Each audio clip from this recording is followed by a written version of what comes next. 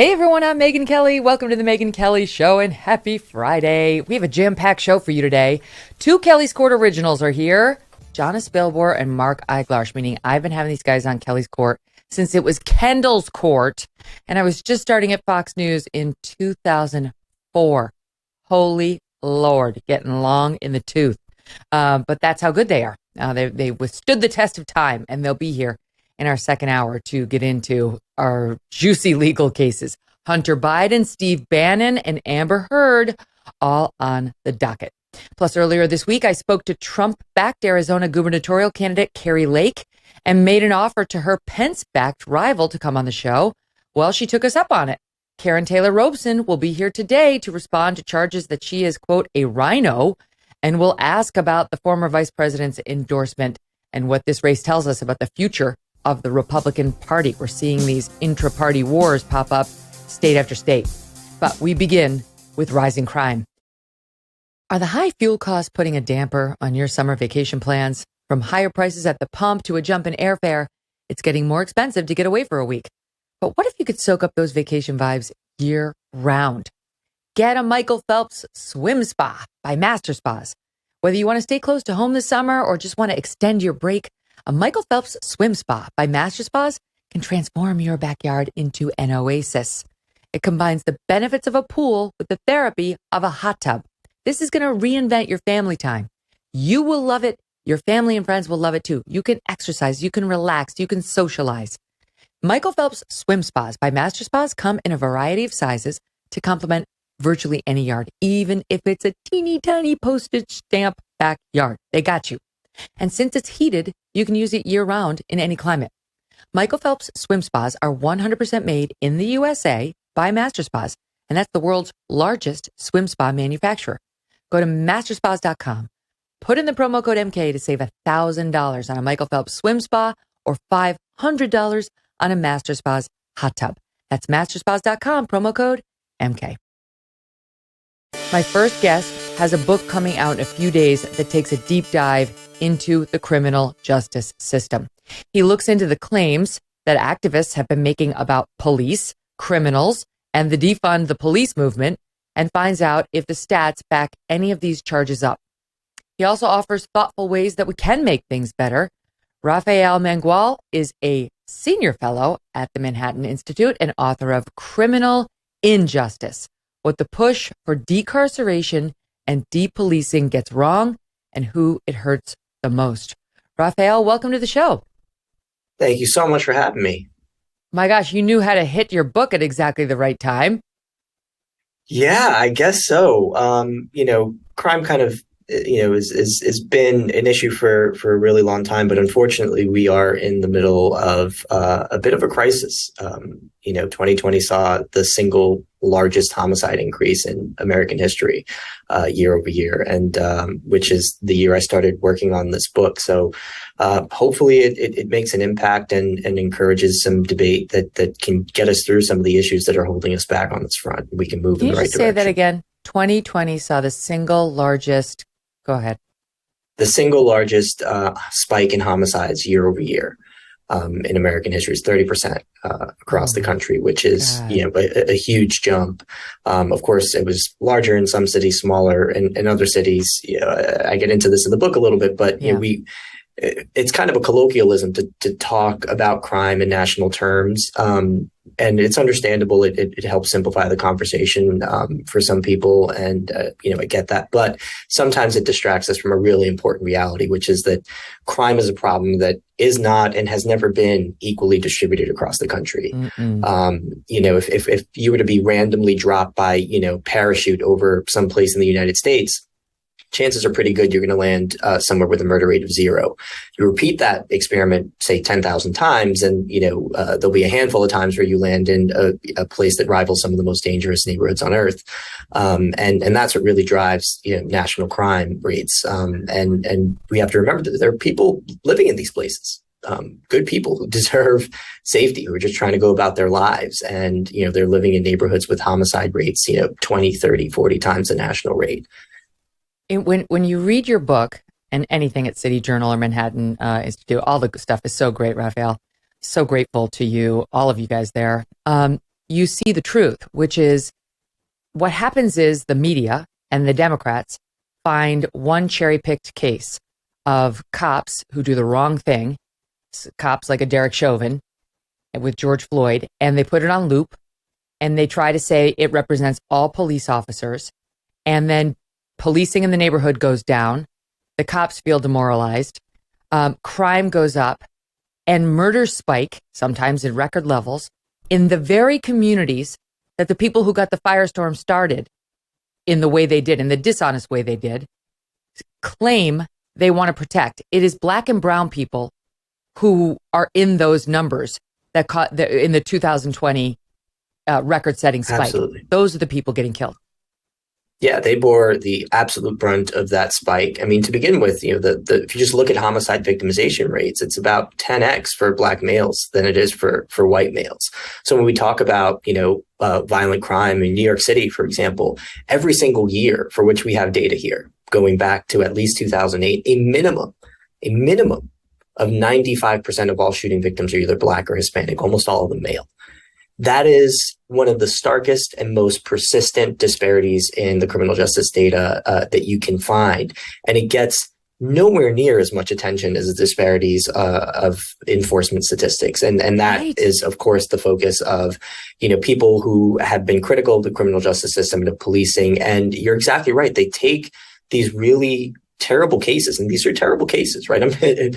By no means am I arguing that the criminal justice system is perfect, that policing is perfect. It's a human endeavor. Any human endeavor is going to be susceptible to human error, even malice and malevolence, right? So that exists. There is a such thing as a bad cop.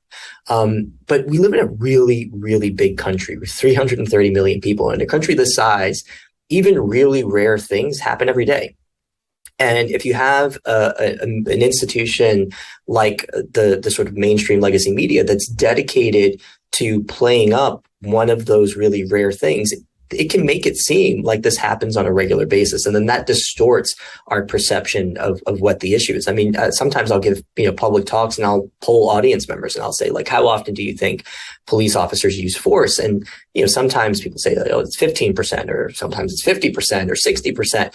It's less than 1%. For deadly force, it's less. It's like less than a fraction of 1% of the days on the job. But this is not something that. Say that one more time. Of the days on the job, like less than 1% of what? The days that they're on the job? Less than 1% of all arrests that are affected without the use of force. So just one example of this, there was a study that looked at 1 million calls for service across 3 police departments, one in North Carolina, one in Arizona, and one in Louisiana. That 1 million calls for service, those resulted in 114,000 criminal arrests. In that entire data set, there is just one fatal police shooting captured. And in 99.7% of the arrests captured in that data set, no force was used to effect the arrest. And in 98% of the cases in which force was used to effect the arrest, there was either no injury or mild injury to the suspect. This is completely at odds with what the dominant narrative about policing is in America, right? We're all told that police are these sort of trigger-happy, violence-prone Neanderthals who are just going out there hunting Black people, like LeBron James said. It's just not true. Police are incredibly restrained. That doesn't mean that they don't make mistakes and that there aren't examples that you can pull and essentially cherry pick to try and create the sort of distorted image that I think a lot of Americans have in their head about policing. But that doesn't do us any good. What it does is it encourages both a pullback on the part of officers who are understandably afraid that should they find themselves in a controversial use of force, that they're not going to get the benefit of the doubt, that they're not going to get a fair shake when that case is being evaluated, whether it's by the executives in their department or by the court of public opinion. And so they pull back. And then on top of that, it encourages a policy regime, a policy agenda that we've seen over the last 2 years really get accelerated, that is sort of singularly aimed at constraining the power of police, defunding them, minimizing the resources at their disposal. And that has costs. And it has costs that are disproportionately borne by the places with the highest levels of crime. And that's the kind of, sad irony of this whole debate, is that, a lot of these reform proposals are advanced in the name of so-called Black and brown communities.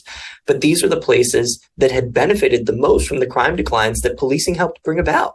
But if you look at just homicides from 1990 to 2014, there was a massive decrease in the nation's homicide rate. That decrease added 0.14 years to the life expectancy of white men and 1.0 years to the life expectancy of black men. This is from a study done by a sociologist named Patrick Sharkey. The public health equivalent of that, according to him, was the elimination of obesity altogether. And so what I try to ask people is, what sense does it make to claim that the institution of policing and criminal justice writ large is sort of designed and operated to the detriment of black communities? How is that congruous with the reality that when the system achieves its stated ends, which are crime declines? Ask any police executive in America, what are you trying to do? They're saying control crime. Well, when that succeeds, when that happens, it's black and brown communities that benefit the most. So there's a real kind of underlying incongruity in just the basic framing of the argument that I think just doesn't get enough attention and makes for a really just unproductive national conversation. That is so profound. I mean, that's many of us have been saying it in the wake of George Floyd and so on over the past couple of years in particular. But really the proper response to the, cops are bad, cops are racist, look at George Floyd, look at Derek Chauvin, is you're having the wrong conversation. You're focused on the wrong thing. That's really the proper response. Because if you tell me that 95% of the murder victims in America are black and brown people, do we know what the homicide rate, or like how many people were killed? Like on an average basis, how many people die of murder this is per year? Shooting victims. This is shooting victims in New York. So I mean, last year was over 1,000. Okay, in New York City. In New York City, yeah. So you're talking about 1,000 people, just to take one city as an example, 1,000 people, the 95% of whom are black and brown, killed by murder, killed by shooting in a year. Shot. Not killed. Just shot. Shot. Okay. So we don't look at that at all. Never mind what happens in Chicago, what happens in Baltimore, what happens in Philly. We don't look at that at all. We take one case of a bad cop or an allegedly bad cop and we put it on loop and say that's the problem, because it's so much easier to fix. It's so much easier to attack the cops and say bad policing, this is a problem, racism, as opposed to taking a hard look at why. Because in a lot of those cases, it's black on black crime, it's black on brown crime, whatever. And so that's where the media says, wait, they don't mind covering, if it's a black cop killing a black defendant, a suspect, they'll cover that. They'll say the black cops are racist too. They've done that many times. But they don't want to get into black on black crime or black on brown crime where neither person has a uniform on at all. And anyone who's called attention to that, like in the media or otherwise, many have been fired for even trying to raise it or contextualize what we're seeing. Why? Why can't we go there? Who was, I think, a data journalist at Reuters who lost his job after bringing attention to this kind of thing. And so, I think there's just so much power that was discovered, so much political power discovered in just perpetuating the narrative that these big legacy institutions, policing, prosecution, corrections, that they were systemically racist. If you can make that claim, you have a foe to fight against. And if you're fighting against a foe, that just makes you attractive to, the public in a way. Like everyone loves, kind of an underdog story. Everyone loves someone who's sticking it to the man. And so it helps to kind of ignore the good that the man or the system does. I mean, if you look at just study after study after study, I mean, it's one of the most robust findings in the criminological literature. More policing means less crime. And that holds true everywhere. But the effect, given where crime concentrates, the effect is more pronounced in Black communities. And so more policing doesn't just mean less crime. It means less Black on Black crime, means less Black victimization, less brown victimization. These are precisely the communities that need the most help, that already have enough to deal with. They already have all these other social problems that they're fighting. And so it becomes really, really just important to kind of take a step back, reground the debate in data, and acknowledge that for all of its problems, institutions like police, like our carceral system, that they exist because there is this underlying reality of violence that is, again, not equally distributed. Take any city in America, about 5% of street segments are going to see about 50% of all crime. And so that has really profound implications for and the you rest see of the our New York debate. City pattern over and over again. It's not just New York. You see that pattern over and over again, and the number of Exactly. victims That experiment's of been replicated in cities across America and cities across the world. It's just the nature of violence. I mean, part of it is just a function of the built environment, right? There are studies showing, Well, for example, wait. Stand by, because I actually want to get there in it through a different door. Sure. The book talks about sort of why the left doesn't want to go there, or what they'll say when like looking at black on black crime, or minority on minority crime in the major cities. And it says, they'll talk about poverty. So it's sort of like, we don't want to go there because we caused it. Where America's not doing its part to help these communities, and that's what leads to crime. So don't lecture me about the crime rate with those people, because we should be doing something about that too. And you take that on square and say, A, it's not true, and then say, B, here's what's actually leading to crime. Here's what actually we might want to consider. It's not necessarily that we can fix it, but here's what's actually driving criminals to commit crimes. So let's start with A. It's the poverty rate. It's the poverty rate, and that's bad. America's bad. Yeah, I mean, look, it's just not true. There is not a consistent relationship between things like poverty, unemployment, economic inequality, and violent crime. There's some relationship between those things and property crime, things like theft, which is understandable, right? If you're poor, you're more likely to steal. But that's not the majority of violence, right? When we're talking about shootings, robberies, rapes, homicides, that is not driven by socioeconomic deprivation. We know this because it's just what the data says. I mean, take New York City, for example, 1989, which is the year before homicides peak in New York in 1990, with 2,262 killings. The poverty rate in New York City was actually slightly lower than it was in 2016. Why pick 2016? Because that's the year before our Valley number of homicides of 292. So here you have poverty moving in the wrong direction, albeit slightly. And yet you have this massive decline in homicides. And I have yet to hear the sort of socioeconomic explanation for New York's decline in homicides. It's not out there because it's not a socioeconomic phenomenon. It had a lot more to do with the fact that we reinvested in policing, we revolutionized policing, and we took seriously. Stand by, because it's taking my brain like 10-second delay to catch up with your information, which is also good. So what you're saying is, over a 20 plus year period, the poverty rate basically stayed the same. Yeah. And so you would think that if poverty is what's causing violence, criminal and violent crimes, that the violent crime rate would have stayed the same, right? Because we did nothing to solve poverty. But it didn't. If you look at what happened in New York, the crime rate went way down, way down. So what then the statistician, the philosopher, the scientist has to look at, well, what else was happening in New York City during that time?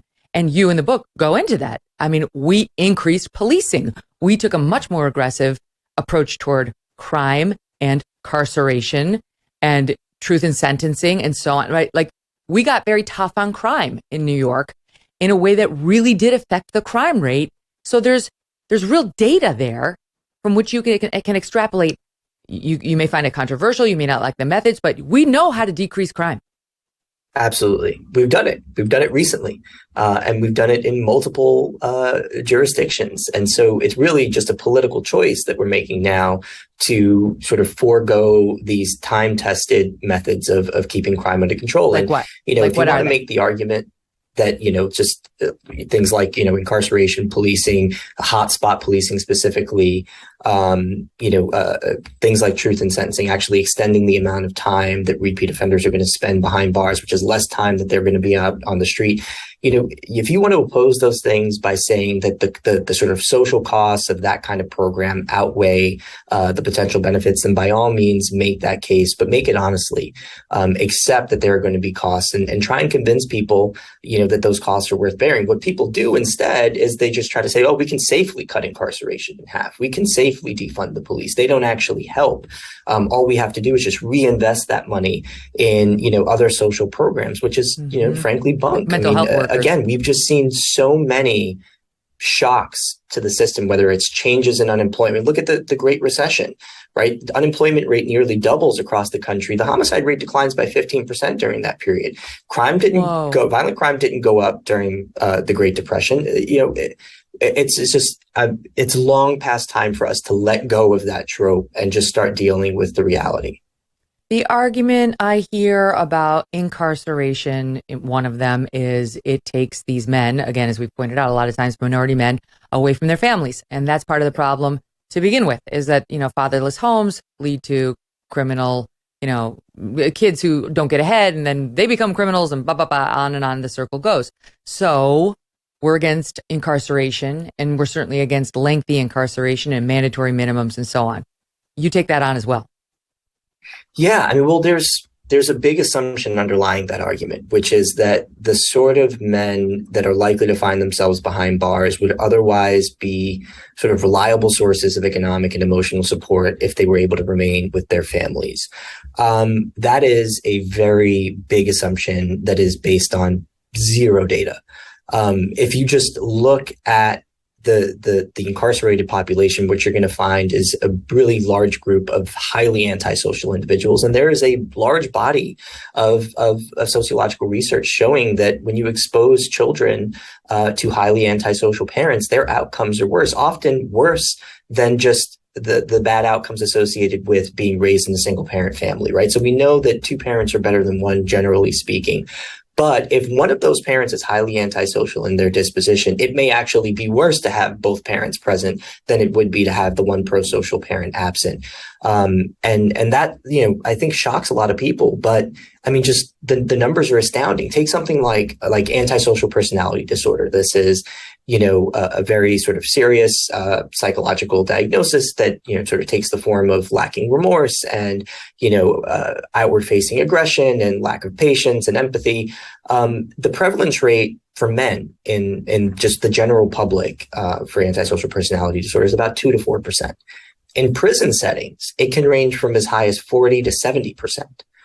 Right. So on what grounds do we posit that we can release people from prison or not incarcerate them in the first place on the belief that they're going to go and be good fathers and good role models in their community? I mean, the data just isn't there.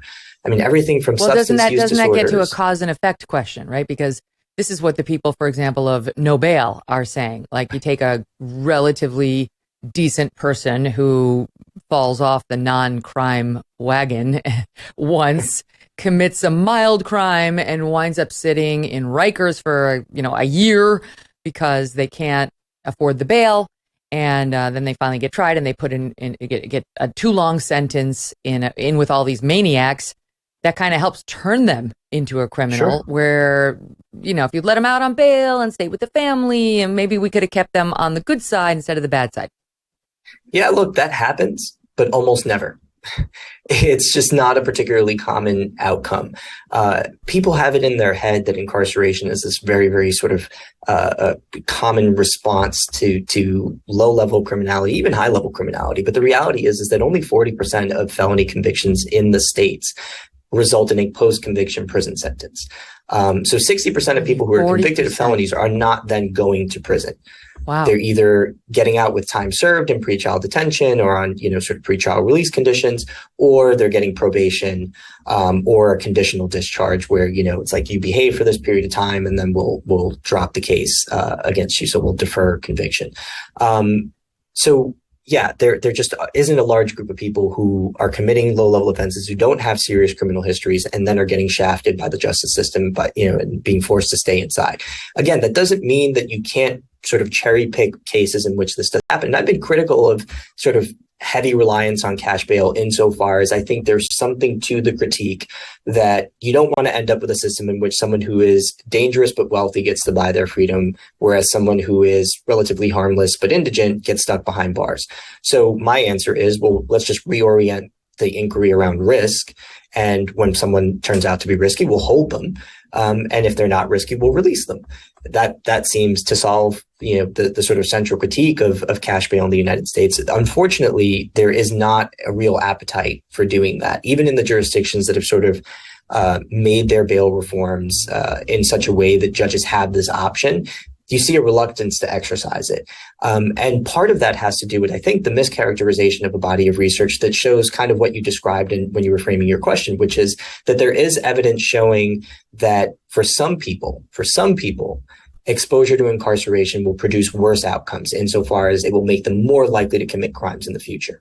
Now, the way that you study that is you have to create circumstances under which the decision to incarcerate is random. But that decision is never random, right? There are really good reasons why people get incarcerated, and there are really good reasons why people get spared incarceration. So what researchers do is they find a population of offenders who are engaged in criminal conduct that isn't so bad that it like becomes obvious that they'll get incarcerated, but also isn't so minor that it becomes obvious they'll be spared incarceration. So they call these people on the margins of incarceration. And then they look at the judges in that jurisdiction and they categorize them as, sort of moderate, lenient, and then really harsh. And they only look at the harsh and lenient judges, and the cases get randomly assigned to those judges. And they look at people who the harsh judges incarcerate, and they look at people on the margins who the lenient judges set free. And yes, the ones that get incarcerated have worse outcomes. The problem, though, is that research is then grafted on to a body of offenders that is not at all represented by the people in those studies. The typical jail inmate, the typical prison inmate is not the marginal offender. Right. These are people who have a much more serious risk profile. And so, yeah, I'm all for, not incarcerating first time offenders with no criminal history and, who have engaged in low level misconduct. But that doesn't mean that it's a good idea to release somebody who has 15, 16, 20 prior arrests, which we see very commonly in the stories of really heinous crimes that I'm just frankly sick and tired of reading about. I mean, how many times do you read a story about a homicide and then it's like, oh, well, the person arrested was out on probation or out on parole and has 5 prior convictions, 15 prior arrests. It's like, especially now. Yeah. Right? We have these soft on crime DAs in city after city. Thankfully, I mean, there was good news this week out in San Francisco. We know Chesa Boudin got recalled and his replacement as DA fired 15 DAs. Yay, go, right? Like, get rid of them. If you don't want to prosecute crime, get the hell out of the DA's office. So like bit by bit, as we see these experiments in, as you would call it, criminal injustice, fail. Even far left cities like San Francisco are coming back to reality and saying, hold on, this is insanity. No one can live like this. All of these approaches have been afforded to these cities by years of tough criminal justice programs that gave them safety and security and a false belief that they could reverse all the policies and have the same outcomes, right? That's exactly right. I mean, is there a case to be made that there was an overcorrection in the 80s and 90s in the punitive direction? Yeah. But the answer to that is not to throw the baby out with the bathwater, right? Like, we should be trying to reform at the margins and make the system as fair as possible without eschewing the benefits that were associated with the program of policing and incarceration that helped bring about one of the greatest achievements in urban American history, which was our violent crime decline. I mean, I don't think people fully appreciate what it means to a community to have crime under control. That allows kids to concentrate in school in ways that they just wouldn't be able to if violence was more prevalent. It encourages economic investment that creates jobs, that gives people security and the sense of security that allows them to go out into the world and be productive. If that is lost, that's how you get these sort of generational, pockets of poverty and disinvestment that no one wants to see. And I think part of the problem is that the criminal justice debate is sort of framed as one between compassionate supporters of these communities and people who, just don't like Black and brown people. And that couldn't be further from the truth. I mean, the people I know making the sort of cases that I'm making genuinely want to see these communities better off. We're aware of what the research says. I mean, Rafael, it could be the truth. It's just that the labels are switched. Yeah. That's the truth, right? Because these Democrats, if they really cared about these Black and brown communities, they wouldn't be using them to advance their own quest for power or electoral hopes, etc. They'd be taking an open, honest look at the problem and for real solutions, like people like you are and our other friends at the Manhattan Institute.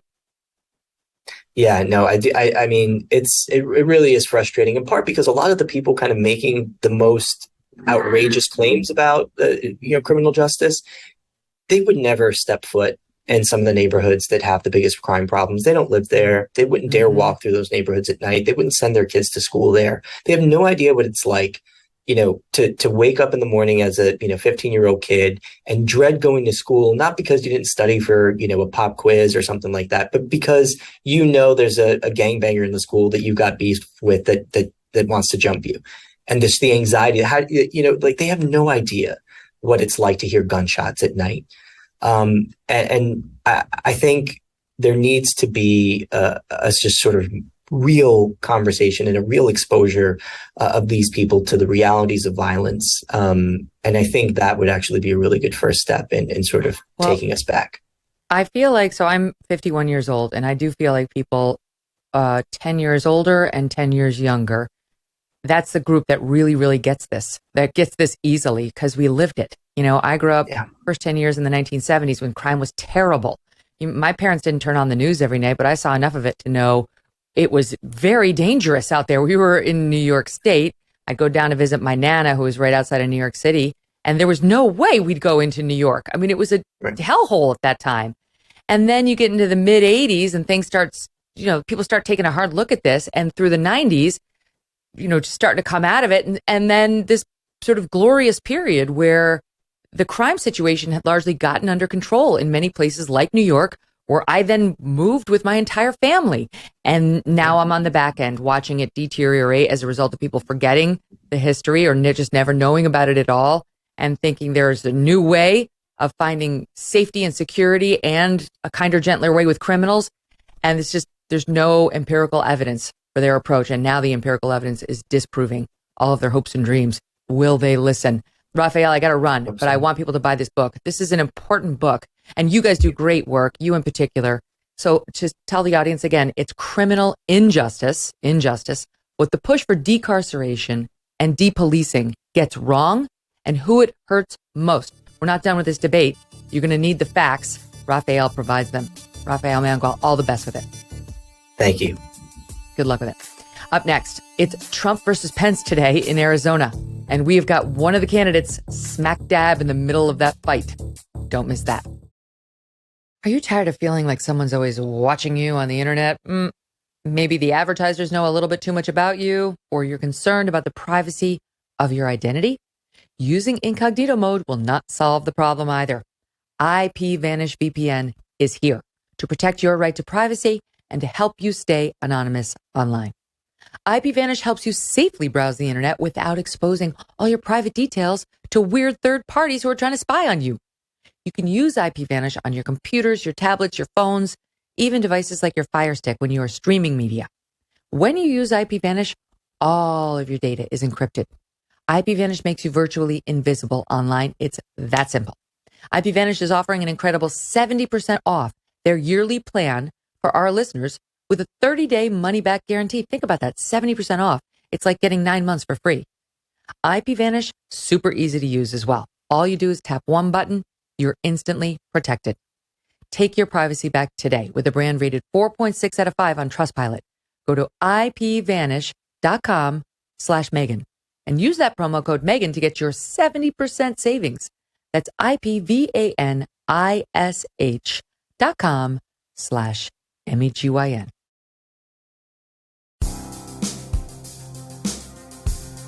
On Monday, we brought you the Trump-backed candidate for the GOP nomination for governor in Arizona, Kari Lake.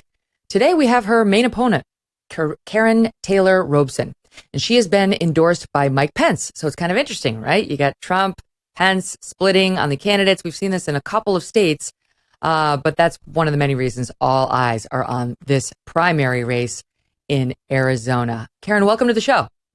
Thank you, Megyn. Thank you for having me. Yeah, my pleasure. All right. So I don't know if you saw your opponent's interview on the show, but her essential description of you was as a rhino Republican in name only. She thinks you're sort of a soft Republican, as our viewers today might understand. That word is used about people like Susan Collins of Maine or Mitt Romney. And she ties you very much to John McCain and Arizona Governor Doug Ducey, who she says are also not on board with the sort of America First MAGA agenda, which I think is why she uses the term rhino. Want to give you the chance to respond to that. Well, I am a lifelong Republican. I'm an unapologetic conservative, And people who know me know that I check every box. I believe our rights come from God and not the government. I believe in the right to life. I've been pro-life my entire life, always have been, always will be. Second Amendment, I could go through the entire conservative platform and I check every box. And I have been conservative my entire life. I have worked for Republican candidates. I have worked for conservative causes. I worked for Ronald Reagan. It was my first job out of college. I worked for Republican candidates, since before I could even vote.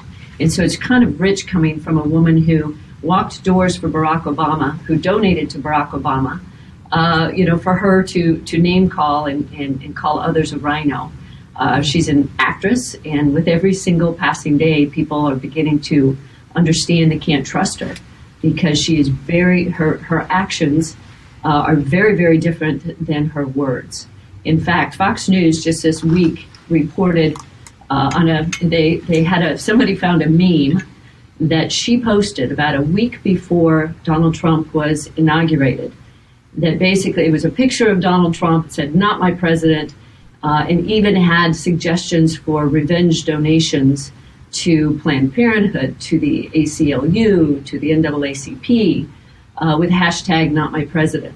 And so, while I was out raising money for and supporting Donald Trump, both in 2016 and again in 2020, she was out telling people he was not her president.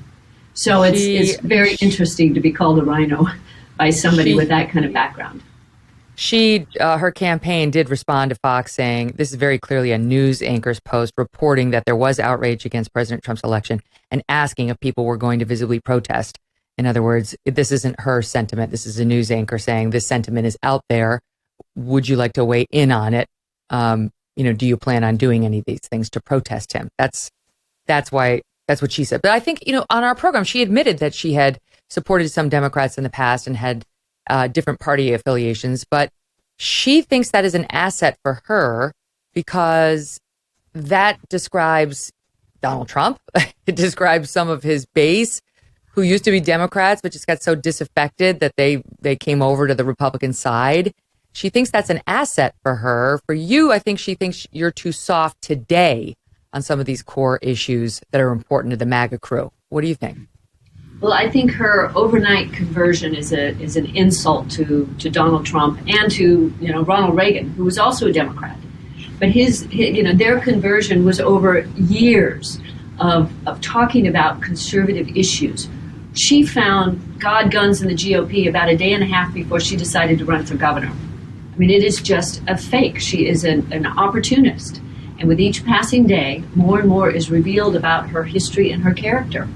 It's one thing to vote for, Barack Obama, which she has admitted to doing. It's another thing to write checks to him, and it's a whole new level to go out and knock doors for the most progressive president in modern history. She is just not who she says she is, and so it's hard to. And then, as she was a purveyor of fake news for 27 years, and she freely admits that she was lying to us for much of that time. And my response to that is, to be the governor, you don't have 27 years to learn your next job. If it took you 27 years to figure out you were peddling fake news in your last job. I have spent the last 30 years in the private sector building a career, building communities, creating jobs, and giving back to my community and giving back to conservative causes. I have a 30-year track record as an executive, leading teams, accomplishing results, signing both sides of a paycheck. And Arizonans are looking forward, and they want a CEO, somebody who knows how to get things done. And I have a record of doing that.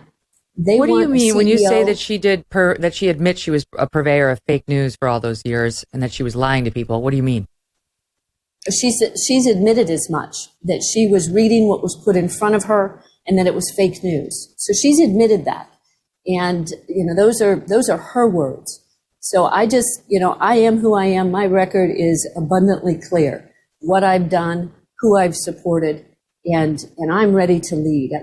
Issues you that too matter have supported Arizona. Democrats, though, in the past. You donated to Democrats like Representative Ruben, is it Gallego, and other Democrats in other local races. Yeah, Ruben Gallego, I did donate to Ruben Gallego after he was elected in a 40-plus Democrat district here in Arizona. And he also is the only member of our delegation on the House Armed Services Committee. And everybody who knows me knows how much I love and support our military and the importance of the aerospace and defense industry in Arizona. And he is the only voice representing that industry and our military in Washington, D.C. So just to clarify, you donated to him because this was a district in which the Republican had absolutely no chance. It was D Correct. plus 40. So you wanted to back the Democrat who was best aligned with your own vision. Who's best aligned with the importance of the military to Arizona. You know, our principal military installations in Arizona have a tremendous economic benefit to the state, $13 billion in annual economic impact. And again, I have been a big supporter of our military for decades, and he's the only voice in our delegation who has a seat at the table on the House Armed Services Committee. I got it. That makes sense. So, and I would put, yeah, go ahead. I would put my record of donating to Republican candidates and conservative causes up against anybody running for office today. She was very animated on this show, as she has been on Twitter, about, she said you exploited older voters by sending out a solicitation for donations that suggested you were going to be pushing the Trump agenda. I'm paraphrasing right now, when in fact it was a solicitation for you. And it made it sound more like they were going to be giving to something more directly aligned with Trump. Here she is on Twitter. I'll let her put it in her words. Here it is. These kind-hearted retirees would click the link, and little did they know they were signing up for a recurring donation. But not to build the wall or help President Trump. It was a recurring donation to a woman that they don't even know. Our team spoke to some of the victims of this ploy. I'm going to investigate donations to Karen Taylor Robeson, a candidate for Arizona governor. I have a record that you made a donation to her. Do you recall making this donation? I'm not familiar with this person that you're even telling me. No, I don't remember anymore. I did not give her a donation. She's a pig. So it's obviously a part of her campaign to call you those names and go find voters who sound like they didn't know they donated to you. Would you like to respond? Absolutely. You know, digital fundraising efforts that are done all over this country, and you probably get them, we all get them every single day. And anytime somebody wants their money back, they get it. But I can tell you that my refund rate is far lower than the average. In fact, you know, by implication, she's attacking Donald Trump because his refund rate for doing the same thing is a multiple of my refund rate. So she's attacking Donald Trump as well. And it's quite interesting that she has, you know, she doesn't report refunds. So that's a statistical impossibility. And so, you know, from my perspective, it's much, much better to be completely transparent. You know, if you want to take a pair of shoes back to Macy's, they refund your money if you don't like your shoes. So anybody who wants a refund, we give them a refund. And I will stand by our practice. And she needs to be transparent. She also needs to include Donald Trump in her complaint about me. She suggests that you're trying to buy the election. You're married to a very rich man, as I understand it. And, you know, that you've definitely thrown a lot more money at this race than she has. She's in, I think, the low couple of millions, and you're up around 13 million. And that you're thus going to be beholden to that donor class in a way she says Trump wasn't, and in a way she says she won't be. Well, a couple of things. You know, she was living in the living rooms of Arizona for 27 years. So her name ID walking into this race was extremely high. Meanwhile, the last 30 years, I was in the private sector working to build communities, and I wasn't on TV for 27 years. But she's also attacking any successful woman. I have had a very successful career. So, you know, she doesn't know the source of my money.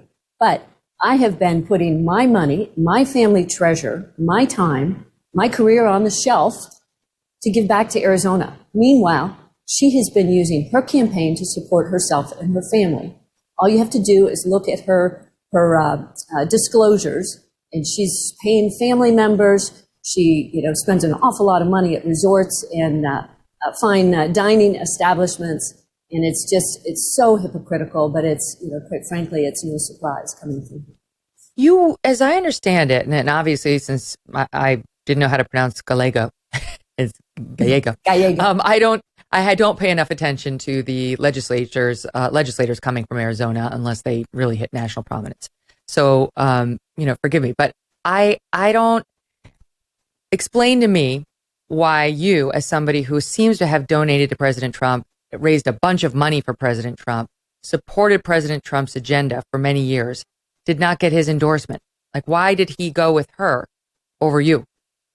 I think he was given bad information, but I can't explain it because, yes, we donated and raised an awful lot of money. Several members of his family were at our home for fundraisers, and I will defend Donald Trump's record all day long, and I do every single day. He has an incredible record of accomplishment. We can rattle off everything from USMCA to getting our NATO partners to pay their fair share, to historically low Black and Hispanic unemployment, to the rollback of federal regulations, to his 234 federal judges. I can go on and on. My daughter worked for him at the White House. She was there until January 20th, turned out the lights at the White House. So we have a long history of supporting the president. But what I'm looking for is the endorsement of the voters of Arizona. This race is about Arizona. It's about Arizona's future. That's what I'm out there earning every But don't you think it day. has to do with January 6th? I mean, frankly, she's not a believer that Biden won. She calls him an illegitimate president. She says this was a stolen election. And I know, and I pointed out to her, you've said there were problems. It was by no means a perfect election. And there were some unfairnesses in the process, but not stolen. Don't you think that's what did it? It may have. I don't know. Again, that's, you'll have to ask President Trump why he did it. I wouldn't be running if Donald Trump was still in the White House. I'm running because Joe Biden's in the White House and our freedoms are under attack. Arizona's borders are overrun. I tell everywhere I go, we're being invaded from the south and our freedoms are under attack from the east and Joe Biden. The Biden-Harris administration is a disaster for this entire country. And Arizona families are feeling it every day. They go to having to make a decision whether they're putting gas in their gas tank or food on their tables, or asking whether they can even fill their gas tank up to go to work. And I will bring to Arizona a vision for education freedom, economic freedom. And there's 70% of our adult population in Arizona came from somewhere else. We are still that shining city on the hill, and the left is coming for Arizona. And I'm going to do everything I can to win in 2022, in 10 days from now. The Democrats are coming after me now because they know I'm the nominee that they're going to have trouble beating in November. Mm-hmm, they want Kari Lake to win because they know they can defeat her. They think they can do better in a state that's not hardcore red with a Kari Lake sort of Trump MAGA type candidate. But when, I had an interesting reversal with her when she was on the phone. I mean, when she was on the show, because first she said, either one of you would beat Hobbs, the Democrat. She said, we're not going to lose to her in Arizona. But then she changed it later and said, no, I'm actually the only one who can beat her, that you would lose to Hobbs. So what do you think? Do you believe that either one of you would beat Hobbs? I believe I will beat Hobbs. Arizona has a But do you think she will? Do you think she could? I don't. Based on the numbers that I've seen, no, I do not. Arizona has a long history of electing the person, not the party. In fact, 20 years ago, in 2002, in a red wave year, we had a Republican candidate lose to Janet Napolitano. That's right. So it can happen. Arizona now has 2 Democrat senators. Never in my lifetime did I think I would see that. Yeah. But Kari Lake has put herself in a position where she's not going to be able to appeal to the majority of Arizonans. We now have more independents registered in Maricopa County than we have Republicans, which is a first. It's a real question about whether you can go hardcore MAGA in Arizona in today's day. That's one of the reasons why your race is getting national attention. The split between the two of you and between Trump and Pence. She is polling ahead of you. What do you make of that? Because the latest polls show her, the Real Clear Politics average showed her, I think it was 8.5% ahead of you. So how do you like your chances in this primary race on August 2nd? I feel really, really good about our chances. There's a lot of polls out there. The polls that I listen to are my own internal polls, and the poll, of course, that matters is the poll on August 2nd. And of course, the voting's already underway. So that's voting day. But as we now know, the election day is weeks long and months long in some places, one of the many issues that has been thrust into the national conversation. Karen, thank you so much for coming on. We appreciate it. And we're going to be watching this race very, very closely. We'd love to have you back on after it's over. Thank you. Thank you very much for having me. All the best. Okay, up next, a deep dive with our panelists on Kelly's Court. The probe into Hunter Biden hits a, quote, critical stage. They're basically saying he's going to get charged with something. They're not going to do it within 2 months of the midterm elections. So that means ASAP. Basically means August is the last chance. And that's what we'll get into. Is he actually going to be charged by the feds, and with what? And what about Amber Heard, who has now just filed an appeal? We'll tell you her grounds and whether she's got a chance. Don't go away. Gathering around the dinner table has been the catalyst for change since the beginning of time. Ronald Reagan once said, all great change in America starts at the dinner table. If we can return to eating meals together as a family, maybe we can create the conversation and change we'd like to see in ourselves, in our country. Perhaps it feels a little overwhelming to get everyone together and still make a great meal. But Good Ranchers has got your back. They will make it easy for you. Pull out a Good Ranchers package of beef, chicken, or seafood. You season with a little salt and pepper, or you won't need to season at all if you get the pre-marinated kind, which I love. And then you cook it however you want. Tastes amazing. Every box you get is superior quality, flavor, and value. Good Ranchers is a company that supports American agriculture and business. You're already buying meat, so why not support an American company like Good Ranchers? Use my code, Megyn, to get 30% off $30, I should say, off your order, plus free express shipping. Make gatherings at the table easy and fun with Good Ranchers. Go to goodranchers.com/Megyn to bring your family and friends to the table and eat some seriously delicious food. goodranchers.com/MEGYN. It's time for Kelly's Court. On the docket today, Hunter Biden, Steve Bannon, Amber Heard, and a woman who is suing a man for not showing up for a date. I kid you not. This is going to be fun. Joining me now, criminal defense attorney Jonas Bilbour and Mark Eiglarsh, former prosecutor, now criminal defense attorney, and he does civil work as well. Great to see you both. Welcome back. I was just talking about, can you believe that we got this started in 2004? Are we that old? No, What? don't say it. Wow. Yes. I was still married to Dan back then, so it was Kendall's court. And since then, I've moved on to another husband, had 3 children. Wow. We're getting old, but we're getting wiser.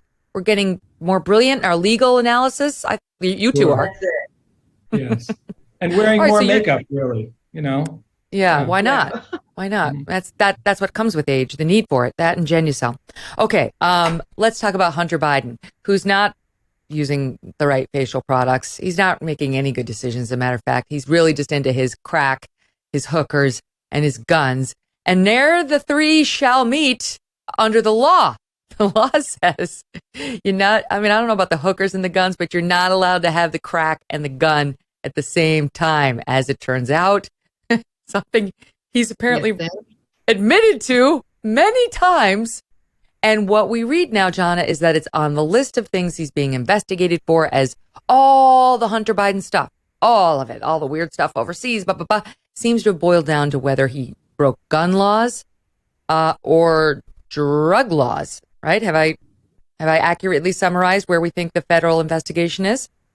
Well, pretty much. And I think it's summarized thusly because those are the easy tax. Right? Forgot about the tax law. Sorry, go ahead. Right, the tax evasion.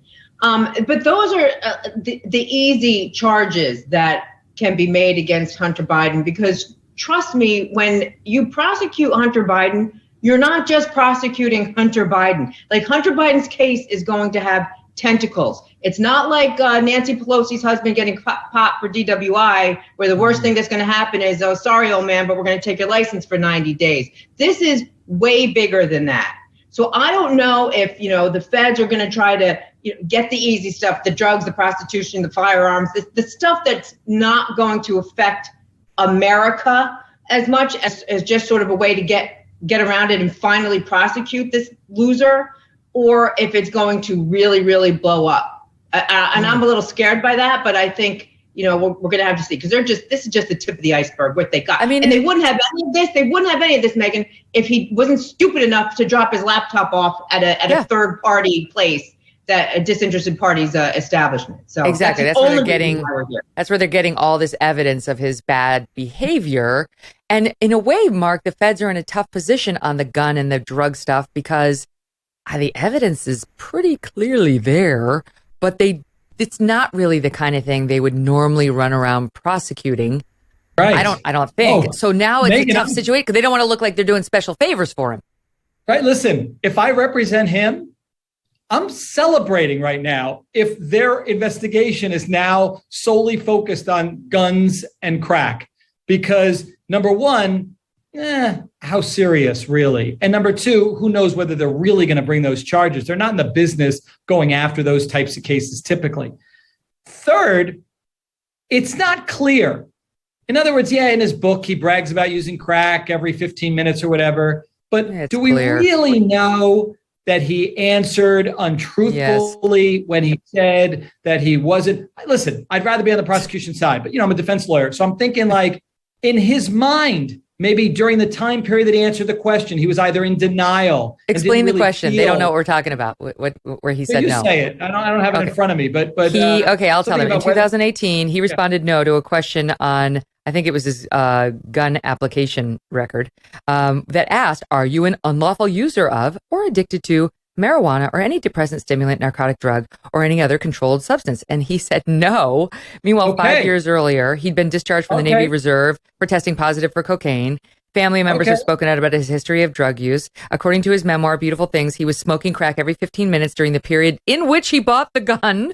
So by his own hand, which wrote allegedly Beautiful Things, he admits he was smoking crack when he said no to that question. Oh, hold on. No. And now people are going to roll their eyes, but hold on. I'm a lawyer. So are you, Megyn. Let's read that question again. Didn't ask during a time period. They asked, they did. As he's answering that question, as he's answering that question, read the first part, and then we'll go to the second part. Are you an unlawful user of, doesn't have to just be an addict, user of or addicted to marijuana? Nope, one at a time. Are you, now they didn't say what period of time, are you, as you're signing this, an unlawful user of drugs, right? And his answer would be no, because maybe that day or that week he had quit.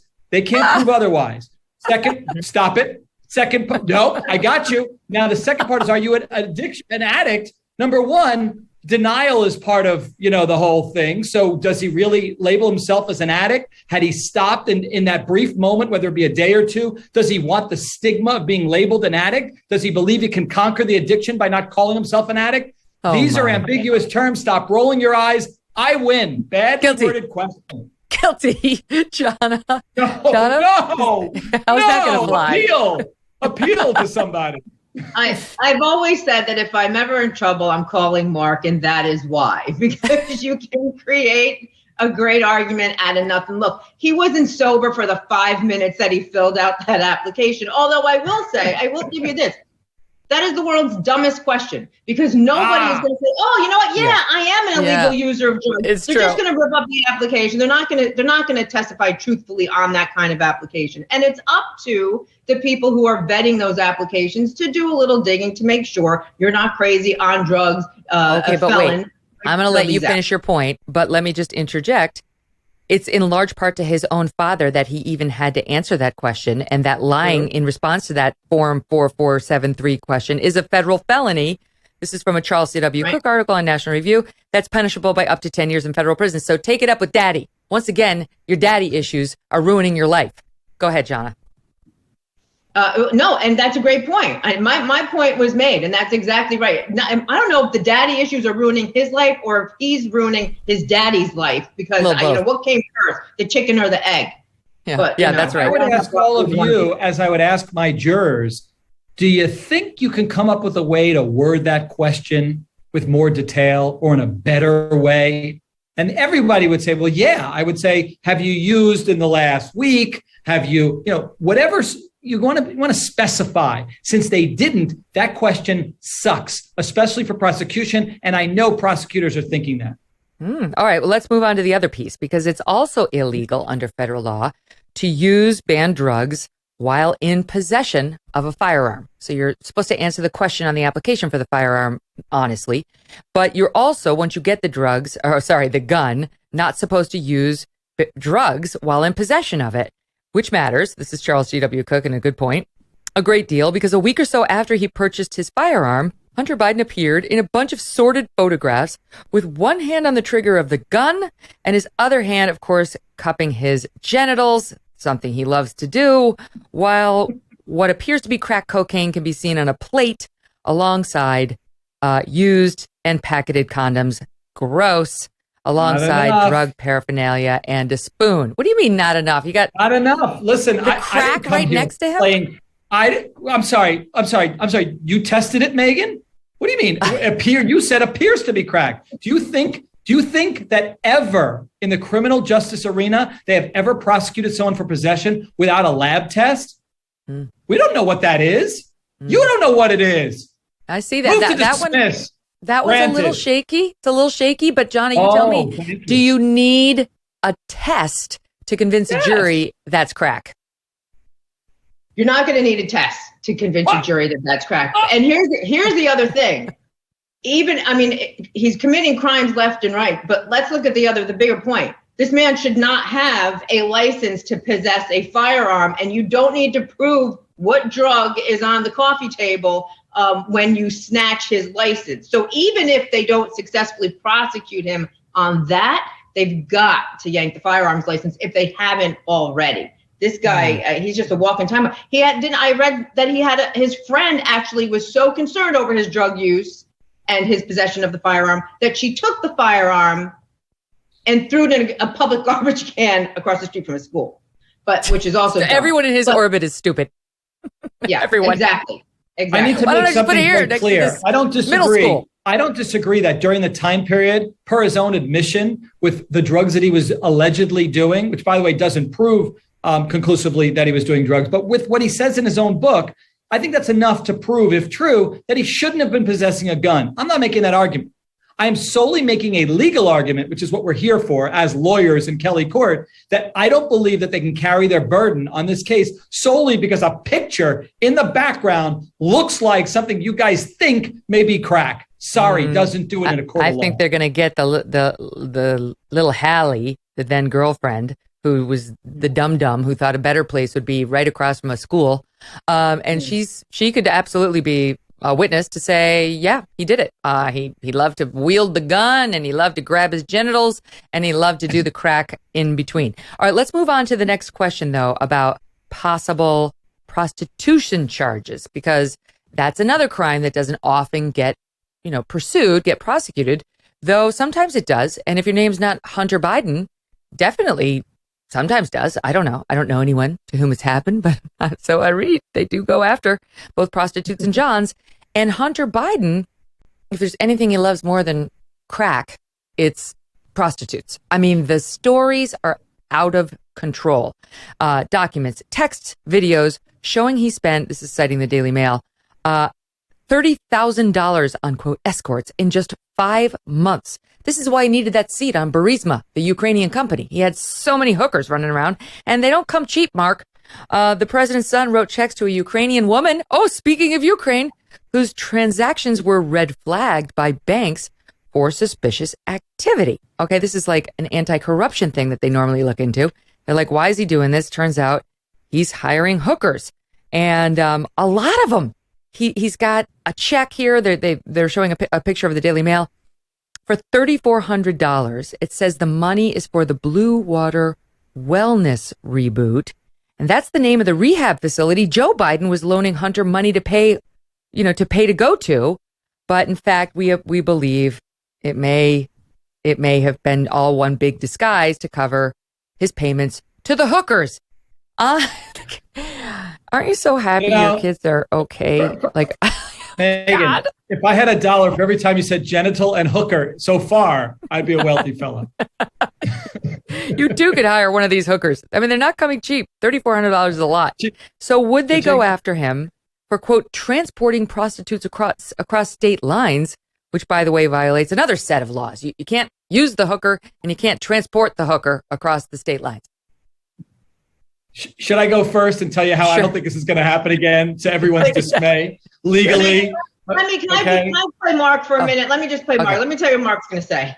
Yeah. Mark's going to say you're not going to be able to prove that they're hookers. Mark's going to say, what if they were his girlfriends? And he's just buying expensive gifts. Am I right or am I right?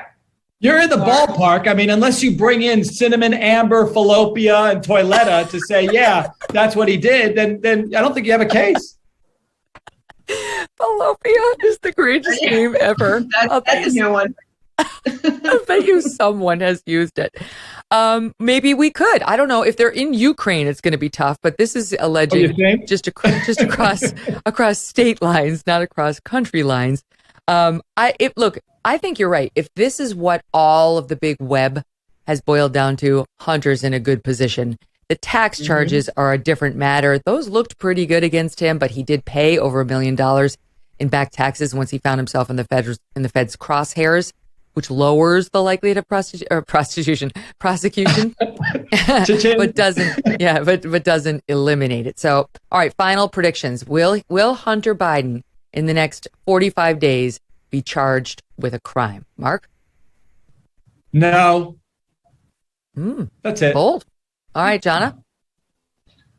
I'm going to say... And by the way, wait, hold on. Not because he didn't do anything, so you can minimize the hate mail, folks. I'm just saying, I don't think, based upon the analysis that I provided and more that I can share with you if you just go to speaktomark.com, I am telling you, I don't think they could prove all these charges. And they wouldn't bring it unless they thought that that's why he might get charged, Mark, because now then he can become a sympathetic figure instead of the idiot that he is. Because if they charge him with this crap and then they can't prove it, then it's like, oh my God, my son Hunter, look, he's an innocent man. And that's going to be more theater, and that's going to be a bunch of BS. And that's why he probably will get charged, but not with anything significant. That's a good theory. Either way, it looks good for him. Either way, we're celebrating if hypothetically he was my client. I think you're right. I think you would be celebrating. I think this is kind of pathetic that all of these multiple violations of the law will result in nothing for him. Pathetic? Can we flip that? Pathetic that we have due process and you actually have to prove things, not like it looks like a crack, or it might be sugar. Who knows? If his name were Joe Schmo or whatever, Hunter Schmo instead of Hunter Biden, no, he'd be not on this many violations and the tax violations, all that stuff. No way he would be getting indicted. Okay, let's move on, because Steve Bannon is also in some really big trouble, and the jury, if people haven't been paying attention, he's been on trial this week for contempt of Congress. The jury's deliberating right now. We're kind of on verdict watch at this moment. It could come back at any moment. And the reason he's on trial is because he got subpoenaed by the January 6th committee to turn over all documents and information and sit for depositions, I think, too. And he basically said, pound sand. You can go take a long walk off a short pier, and tried to claim executive privilege, but that was sort of a bogus claim from the start, Jonna. I mean, I can see just from I'm trying to be fair to the guy, but like, he wasn't even working in the White House for most of the time covered by the subpoena. Yeah. My take on what really happened here. Now, first, let me jump ahead. I think this is another BS prosecution. I think it's just the feds kind of sticking it to him, because what he did here was, when he got subpoenaed, he said, I'm not playing your game. I'm not participating to himself. I'm not participating in these hearings. You can go pound sand. Got on the phone with his lawyers and said, make me look like I'm not saying go pound sand, but I'm telling them to go pound sand. So what do the lawyers do? Then the lawyers are like, oh, subpoena, I don't know, flubbly flub. Let's try to change the date. Let's change the scope. Let's do something. Let's talk about these subpoenas. And while they're doing that, which is perfectly normal and happens all the time in civil and administrative cases, by the way, not involving famous people, or sometimes involving famous people, while they're doing all that, the DOJ is like, you know what? Forget it, Bannon. We're going to pants you. You're pantsed. We're going to take your lunch money. We're going to prosecute you for 2 misdemeanor charges, which the most you can do on these charges is 60 days in jail, which is nothing in real time. So that's what they did to him. And so now Steve Bannon's like, well, wait a minute. I didn't exactly say I wasn't going to supply anything. I just said I needed to the scope and the dates and the this.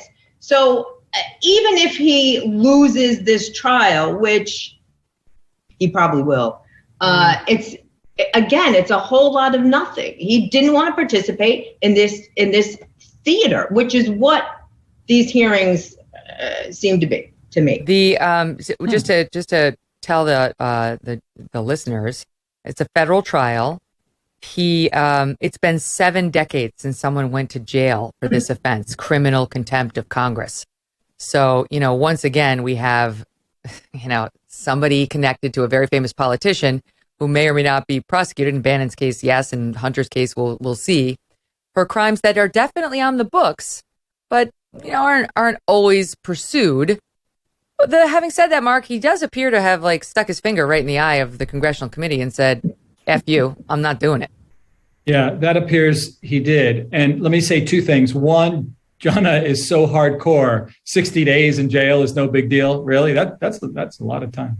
I wouldn't want to do that. And number 2, I will say that the stronger argument is not necessarily executive privilege, but is to somehow get his lawyers to say the date that they asked him to come forward. Listen, that's a suggestion in our business. And I do deal with subpoenas all day long from federal prosecutors. It kind of is. It's not always a hard set date. You kind of work with things, you negotiate, you say, well, maybe we'll do this. And he's going to say, that's my lawyer's doing. We're still working on it. The committee has said, time is of the essence. It was a real date and time is of the essence. We don't have a lot of time. And of course, the reason for that, and they've stated this publicly elsewhere, New York Times, and also, they realize they're probably going to lose control of Congress in the midterm elections. And they really want to have this wrapped up. They love their little investigation. They want to get all their witnesses. And they realize that a Republican-controlled House probably doesn't give 2 damns about Steve Bannon, what he has to say. So, I don't know if that's a real time is of the essence argument. I mean, I suppose if the judge is, a Democrat, maybe. But I don't think the judge is a Democrat. Isn't it a Trump appointee? I mean, you're in a Democrat area in D.C., but I think the judge might be a Trump appointee. So I don't know how this, how does this shake out with the jury? What do you predict is going to happen to him? Well, this is interesting. I'm wondering why he actually didn't maybe waive jury for a case like this, because, maybe a Trump appointed judge would be a little bit more sympathetic and kind of get rid of it. But he's probably dead to rights, legally speaking, because there are laws on the books that say, you have to comply with subpoenas, et cetera. And the jury might not understand. Although, wait a minute, actually, let me take that back. The jury is probably going to be very savvy because it's a DC jury. A lot of them work in the area. They know how politics work. So I don't know. Maybe for that reason, they'll either hang or they'll find a way to find him not guilty. I wonder, because it's federal court, which is always that's better, I think. It's just better in general to be in federal court, although the feds usually win. They usually win when you're in federal court. But I think that, you still got coming from the same jury pool in federal court. And these are going to be DC area people, which tend to be very, very blue, very, very blue. And in the very, very blue circle, Steve Bannon is the devil. He's the devil. It might be worse than Trump to these people. One of the jurors admitted that they watched at least the opening primetime January 6th hearing. Only Democrats watch that. I mean, only partisans watch that, and news people like me. Although I didn't. I made my team do it. I don't know how to watch any of that. But anyway, my point is, that's not good for him. So I think the odds are very much against Steve Bannon. And I don't know. There's no plea deal to be cut. I mean, he went into the trial, Mark, saying, never mind, I'll give you what you want. I'll sit for a deposition. And by that point, they were like, nope. That does help. If I'm a jury, I go, well, he was going to do it. And maybe he was counting on the delay to help, iron things out. But I also think that if the prosecutors keep this simple, we sent him a subpoena. He was supposed to show up. He thumbed his nose at it. Now he's arguing it's gray. It was black and white. He didn't do it. Find him guilty. I disagree with Jonna. I would never waive jury. I would want, as a defense lawyer, to have 12 people and just find one who just says, you know what, I'm not going to go along with the rest. I don't think he should be found guilty. And at least you get a hung jury. I wouldn't trust, just because this is a Trump appointee, let's say, that the judge would then say, so anything under the whole Trump arena, I'll go in that direction. Yeah. This judge may say, what you did was thumb your nose at a subpoena, and we value subpoenas, and you have to abide by them. I do think the going for a jury trial suggests he knows he has no defense. Like if he thought he had a very solid case, a very solid defense, I think he'd be happy to put it in the hands of the judge. But he doesn't. He really has no defense. He didn't put one on. He didn't put on a defense. I mean, it's really like maybe my lawyers misled me. This is a bullshit crime. Who the hell knows with Steve Bannon? Maybe he wants a conviction. Maybe he wants to go like a martyr. Can I throw out a theory? Can I throw out a theory with that? His podcast apparently is rocketing up the charts. He's like in the top 10. He only then, becomes a stronger and more marketable and a bit of a martyr if he's found guilty. I don't follow him, but I would imagine that this is all helping him. That's true. His podcast was like at 111 and now it's in the top 10.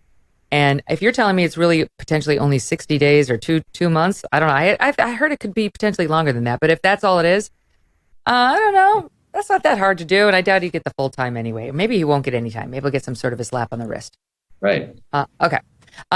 Let's move on to January 6th, because the whole reason Steve Bannon's testimony was relevant was because they're going after the big kahuna, and that's Donald Trump. And certainly they've dinged up Trump, his character in these hearings. They've dinged him up politically, which is really their goal. But the big question is whether have they laid the foundation for legal charges against Donald Trump? Insurrection, conspiracy to seditious insurrection. Like, have they done that? Because there's a large faction of Democrats that want to see that. They want to see Donald Trump in handcuffs and, of course, exit the political scene. But that's the consolation prize. They want to see him in handcuffs.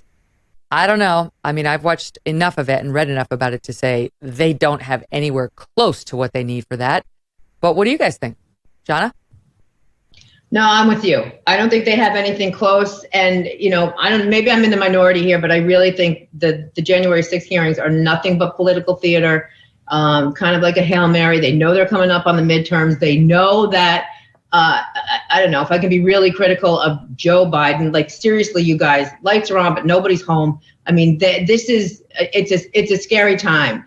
And the committee who is conducting these hearings are all completely anti-Trump. I mean, there's like 2 rhinos out of 9 people on the committee, and one of them hates Donald Trump. Liz Cheney can't stand the guy. So it's like, what are you really trying to accomplish here? Just more egg on his face? Because they're not going to, all they can do, they can't find him guilty of anything. They can just recommend that the DOJ institute criminal charges against him, and then you'd have that. So I don't really think this is going to go anywhere, and I don't know if they're going to finish up before the midterms, to be honest, but we'll have Mark Adam Schiff at the beginning of this said he thought there was now credible evidence to support a variety of criminal charges.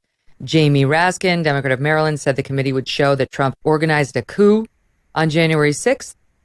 John Dean, former Nixon counsel, said an indictment would be forthcoming. Indeed, I don't see how the line prosecutors at DOJ cannot take a lot of this evidence and use it. Trump's in trouble. He's in real trouble. Lawrence Tribe said the only question is what's going to be charged first. That's it, because there's tons of felonies shown. These are all Democrats, of course. The tone has shifted a little as we went into final hearing last night, or maybe it's final hearing for now, where it's more like, he's terrible. He ought to be held accountable. I don't know. It's like a little softening from these Democrats. I think they might know they didn't get there. But what do you think? Criminal charge basis? Okay, there's a big difference between morally and legally. So morally, hypothetically, if they proved, and again, I don't know what they proved. There's no vigorous cross-examination. There's nobody representing the other side. So I just have to take everybody's word for it. So I don't know what the facts are. But let's just say hypothetically, there's facts that show that he knew that there was a potential riot happening, and for a period of time, he chose not to do anything about that. One would say, morally, the leader of our free world should probably put a stop to it and have said something. Question is there some type of criminal charge that you could levy? I don't see it for that. So the next question is, and a lot of people are asking me, what about inciting a riot? Look what he did. And I'm a huge free speech advocate. There's a difference between, let's say you're on a crowded street, you yell, "Those cops are horrible. They did something horrible." and you just say that, and as a result, people then attack the cops. That's legal and constitutionally protected. That's different than saying, let's attack the cops. You guys attack the cops. So similarly, if Donald Trump is saying things like the election is fraudulent and they stole it, and all of that then causes people to react, that's very different than him saying, let's go to the Capitol and let's commit crimes. Let's do, damage. Let's revolt. There's a fine distinction between what's First Amendment protected speech and what's criminal activity. And I think they fall short in terms of proof so far. You're 100% correct. I could not agree with what you just said more. And it's just, we're just kind of pretending that his rhetoric about the election is the same thing as incitement, INCITE, under the law. Their case is political. Their case is political, and the voters will decide whether they've made that or not. But by the way, his support has gone up. Trump's numbers have gone up. His lowest poll numbers ever, which I do believe were post January 6th, are still not as low as Joe Biden's are right now. How about that? But what they're saying is he knew he hadn't lost, and he lied when he said over and over again that he did that Joe Biden had lost. Let me restate that. He knew that Biden won, and he was lying to the American public when he said that Biden actually lost. And then he falsely incited a bunch of insurrectionists to go and take over the Congress in an attempted coup. First of all, Trump absolutely believes to this moment, and I 100% believe from January 6th forward, that he won. Does anyone really think Trump doesn't actually believe he won? How are these Democrats? Of course he believes that. That's why he gets so mad at people. Wait, hold on. Oh, Megyn, he 100% thinks he won. Wait, what? You think that Trump, he won. In his mind, he genuinely, to his core, believes that he won this election? You really believe that? I would bet every dime I have on it. Every single dime. Goodness. Yes, Ditto. He believes it. No, he's selling it, baby. He knows. No. He can't accept that he came in second place. So he just comes up with this theory, and many people jump on that bandwagon. Really? Well, no, but I mean, whatever's in him that can't allow him to lose is making him reject any evidence that suggests he lost. So this whole argument by the Democrats, knowingly lied, was out there. They keep trying to prove, Bill Barr told them this was bullshit. This person went in and said, we don't have any fraud that would change the results. That's their case. It's well, that only shows us that Trump heard that. That doesn't show us that Trump believed it. Bingo. He's just shaking his head. I'm still listening to you, and who I respect very much. I can't believe that Trump has actually convinced you that he believes that any more than I think that he believes that abortion should be unlawful. I mean, I think it's all about politics. Things. And I agree with you on point two. I agree with you on point two. Trump is not at his heart pro-life. But nobody on that side gives a damn because he did what they wanted him to do. Say what you want about Trump. He's at least smart enough to know that he fell short and won a second place medal in that election. He's smart enough, but he has enough damage done from, I don't know what. I don't want to psychoanalyze the guy. Whatever happened in his childhood has made him incapable of accepting the label loser. He's incapable. He's not like the rest of us where it's I don't like it, but every once in a while it happens and I'll just get back up and fight back. He's hard pass. It didn't happen. But wait, I want to get to the reason I'm getting into all this is because their big evidence on Thursday night was listen to Trump in the outtakes from the speech he ultimately finally gave condemning the rioters and all that. He finally did get around on January 7th to saying the things that they wanted him to say. But there were several things that were taken out of those remarks, and we have a mashup of what they played last night on the outtakes. Here it is.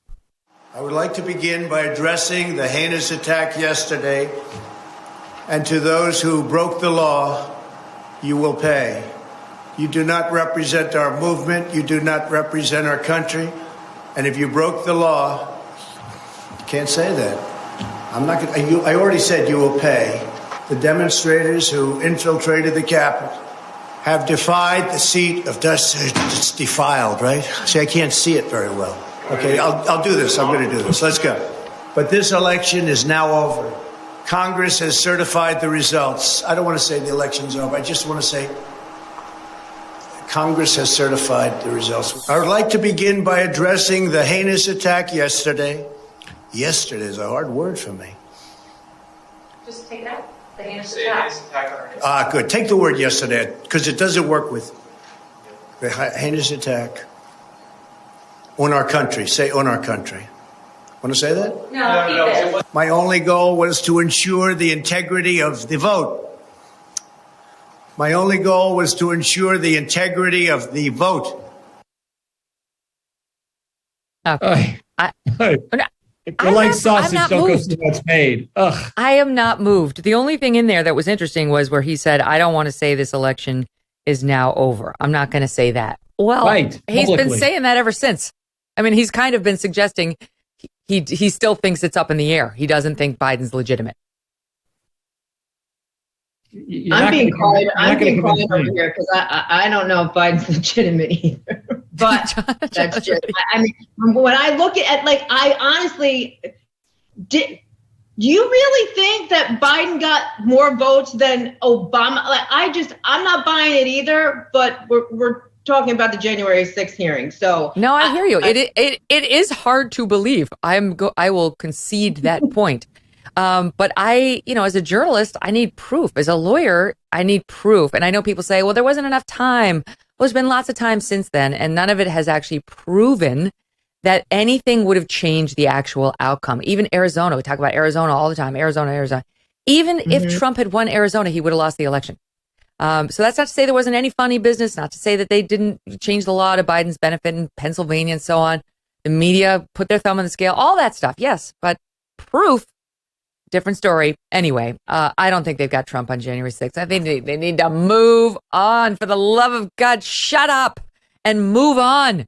And if they get thrown out in November and are forced to move off of this stupid, never-ending primetime show that people aren't into, so be it.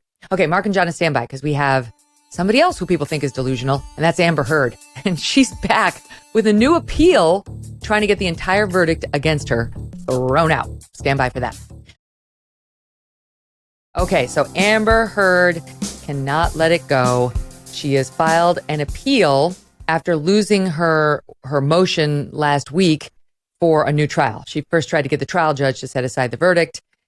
And she had like a new interesting curveball. I mean, she's asserting all the same stuff as before. Like it's unfair, but you shouldn't. But she said in the motion, juror number 15 is a problem. Juror number 15 was a 77-year-old man who was not the one they wanted. No, reverse that. Juror number 15 was a 52-year-old man, right? Trying to get it. Yeah. That's the one who showed up, yes. It was the younger guy, but they had subpoenaed, you get your jury summons, the 77-year-old dad. And the two guys have the same name, they're father and son, they live in the same house. And so the younger guy showed up, and the older guy should have, and he wound up getting picked, and he served. And on this basis, Mark, she says that they should throw out the verdict? How do you even get from A to B? Yeah, that seems bizarre. I don't know that state's specific law, if there's something in there that I don't know about, but ultimately I don't think so, because whoever showed up, whether it be a potato or the guy's son, they then vetted him and had full opportunity, both sides did, including the judge, to ask questions to determine whether they can render a fair and impartial impartial decision. Verdict. And they did, and thus he was admitted on the jury. I don't think this is going to do anything. Maybe it was Toiletta. Maybe that's who first got that. No, Philadelphia. Both of them. It was 15 and 14, respectively. If you're just tuning in, Megan's just quoting random stripper names. Welcome to Kelly's Court. Switchana. They say, Amber Heard's lawyers say Virginia law is very, extremely is the word, strict about juror identities. And they say this case of mistaken identity is grounds for a mistrial.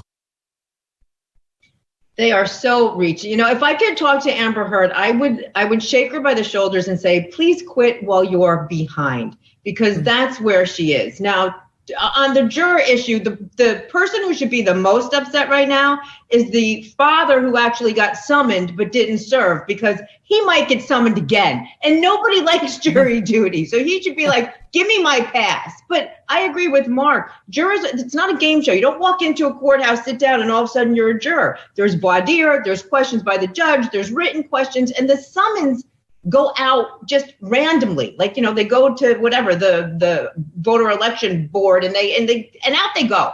And so it's not like they're handpicking the jurors who are going to be possibly seated on a jury, number one. So it really doesn't matter who shows up. And number two, what's Amber's endgame here? I think she's trying to save face, yes, but ultimately she just doesn't want to have this $10 million judgment hanging over her head. And there are better ways to get out from under that than doing what she's doing and incurring more attorney's fees when she can't afford to pay the attorney's fees to date. She needs to have a little heart-to-heart with her ex-husband and say, what's it going to take for you not to come after me for this judgment? Because if you're going to come after me, I might go bankrupt, or whatever other option she has to run from this judgment for the rest of her life. So that's a better course of action for her. Yeah, if that's what she wants to do. When you're in a hole, stop digging. But she's got to, she's trying. Like, she has a terrible verdict against her right now, which her lawyer says she cannot afford to pay. So it's like, and the lawyer is supposed to be getting paid by an insurer, because when you get sued like this in a civil court, generally you have insurance that will defend you. And if you settle or get a verdict against you, the insurance company will pay, which is why Don Lemon can say publicly, in my opinion, that he didn't pay anything to his accuser. Is I bet you dollars to donuts it was the insurance company. Okay, that's another case. But anyway, back on this case, her insurance company's telling her to take a walk too. So the insurance company doesn't want to pay anything. So she really is in a pickle. We'll get to the insurance company in a second, maybe. But Mark, she's going to go in there on appeal, and she's going to say, among other things, I believe, based on what we heard from her lawyer, unfair. Social media was out of control. This jury was influenced. I believe they listened to the Twitter mob and didn't listen to the evidence. And as a result, she didn't get a fair trial. So far, the appeal is only 2 pages, and it says, the court made errors that prevented a just and fair verdict consistent with the First Amendment. We are therefore appealing. Yeah, deny. Here, denied meaning they're not going to do anything that can disturb the verdict on those grounds. I'm going to make the strongest argument. It doesn't mean it will prevail, but her strongest argument, follow me here, is that the jury did find in her favor on the countersuit for $2 million, the substance of which would suggest that there was some credibility to the fact that she was a victim, because when the attorney claimed that she manufactured the whole thing, apparently they found in her favor and said that was not right. So if there is some shred of evidence or belief that she believed that she was a victim, then she writes that statement from the position of someone who believes that they're an abused person, and thus they have the First Amendment constitutional protection afforded to all those who write things. Now, obviously, the argument on the other side, which I'm going to get in the hate mail, because boy, did I get it during the trial when I raised that argument, just as a lawyer, is, no, they found that you can't make it up and it was all not accurate and she just lied. But then what about that verdict that she got in her favor? What does that say? Well, I know what it says. It says, we think you're a hot mess liar. You made up this whole thing against Johnny Depp. They said that in their verdict. You saw that? Hot mess? Yes, I read that. You got to read between the lines. You learn later when you've been practicing longer. It's a joke because Mark can run circles around me legally. But I think it was saying that representative Johnny Depp who went out there, the agent who went out there and said, you created a fake scene. Like you messed up your apartment to try to make it look extra bad when the cops got there. That was bullshit. Like that. There's no evidence you did that. You may have made up all this other stuff, but we don't believe you created a fake crime scene. They didn't prove that. So we're going to say that was defamation by Johnny Depp's representative, and therefore he gets pinned with the $2 million. I think they were just looking for a compromise just to say, like, I'll give her something a little so we look fair. Maybe. I don't know. That explains the split to me. That like they did not believe her. And even one of the jurors has given an interview to a news outlet saying, we never believed any of her claims of abuse. We knew that she was acting. We did not believe her. So the I mistake, really don't. I don't know if it's been said, but the mistake was she was so poorly prepared to testify. He was honest and open, unbelievably. All she needed to do was sit down and say, "Oh, there were things that I did that I'm embarrassed. Yes, the poop was my job. I did that. I said horrible things to him." She didn't admit anything. And thus, when she had claims that they could have embraced potentially, supported by her sister, supported by some of the audio recordings, they just rejected her outright. She wasn't prepared at all, because being abused or feeling abused, that's a very kind of abstract term. It could be verbal, it could be physical. They would have accepted it to some extent, I think, maybe, if she had just been open and honest about other stuff, but she wasn't. No, Megyn, I disagree. I think she was over-prepared. Her testimony came across so damn rehearsed that it was almost, you think that she learned a whole new script for it. And the jury didn't buy it, and the public didn't buy it. And you know what? And the fact that her team thinks that maybe social media didn't do her any favors, I think social media did do her favors, because they were so hard on her based on what everybody was watching that I actually started to feel sorry for her. So if I'm feeling sorry for her and I'm an ice queen, then the jury might have started to feel a little sorry for her too. That's why she got her little $2 million. No. Sympathy team of one. She was crucified on social media. My kids were bringing me all the TikToks. She was crucified. It was delightful for those who were getting a kick out of it, but it actually did make me feel sorry for her, because it was so relentless. But I mean, it's too bad, because that's not a grounds for appeal. First of all, the jurors are not supposed to be looking at social media unless the defense, Amber Heard, has proof they did. She's just, she's throwing darts without a real target. And secondly, she started the PR war. She started it. She's the one who called TMZ and said, "Take pictures of me outside of the." She did. They proved that at trial. So you cannot, as I said in my talking points the day after the verdict, live by the sword, die by the sword. You can't start the PR war, lose it, and then cry, "I'm a victim and this is unfair." Well, I disagree. No. I got to disagree with Megyn. You could start it if it persists, and that then influences the jury, which they cannot prove. That's a different story. They can't prove it. That's the problem. You could start it. Prove it. And if that somehow adversely affects the jury because it continues and somehow their verdict is based upon a TikTok that they saw or other, influences other than the evidence and the law, then you've got an argument. Unfortunately, they're not going to be able to prove it here. Yeah, they have not been able to close that loop. All right, let me finish with this. A woman is suing over a date that didn't happen. Okay, wait, I have so many papers in front of me. I gotta get to this because it's amazing. The woman says that she went out on one date with the man. Oh, here it is. Her name is Kashante Short of Flint, Michigan. They went out on one date. They were supposed to go on another.